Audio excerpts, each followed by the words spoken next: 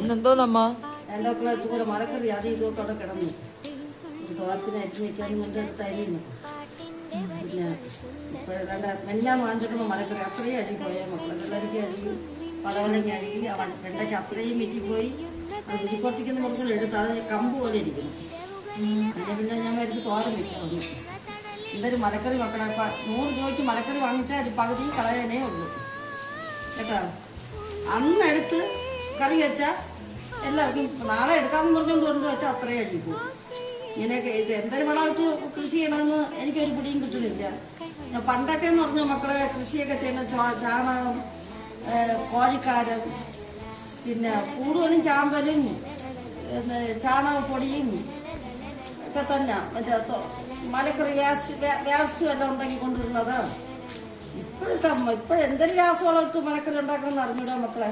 പക്ഷെ നമുക്ക് മാത്രമല്ല വാങ്ങിച്ചോണ്ട് പോണ എല്ലാ വീട്ടുകാർക്കും ഇത് തന്നെ നടക്കുന്നത്. മലക്കറിക്കാരനും അവനെയും വഴക്ക് പറയാൻ പറ്റൂല. കാരണം അവൻ വിലയ്ക്ക് വാങ്ങിച്ചോണ്ടിരിക്കണല്ലേ. അവൻ നമ്മളൊക്കെ മുമ്പിൽ കൊണ്ട് എത്തിക്കണില്ലേ മലക്കറി അഴുക്കാണെങ്കിൽ. മലക്കറി കടയിലും അവനും അന്ന് വിറ്റഴിഞ്ഞു പോയില്ലെങ്കിൽ അവൻ്റെതും ഇതുപോലെ തന്നെ കട്ട പുക തന്നെ. അങ്ങനെ ഒരു വക ഇന്നലെ വൈകുന്നേരം വാങ്ങിച്ച മലക്കറിയാണ്. അങ്ങനത്തെ പാടുമക്കളെ.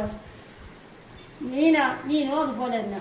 മീനിന് വില കുറഞ്ഞിട്ട് മീൻ വാങ്ങിക്കാന്ന് കണ്ടിരുന്നപ്പോൾ മീൻ വാങ്ങിക്കാൻ പറ്റണില്ല. എന്നാൽ ഇറച്ചിക്ക് ഇതുപോലെ വില കുറയട്ടെന്ന് കണ്ടിരുന്നപ്പോൾ ഇറച്ചിക്ക് 199 രൂപ, 1 രൂപ കുറയും 200 രൂപയ്ക്ക്. ഒന്നും നമുക്ക് വില കുറഞ്ഞിട്ട് വാങ്ങിച്ച് തിന്നാന്ന് വിചാരിച്ചാൽ നടക്കണ കാര്യമല്ല.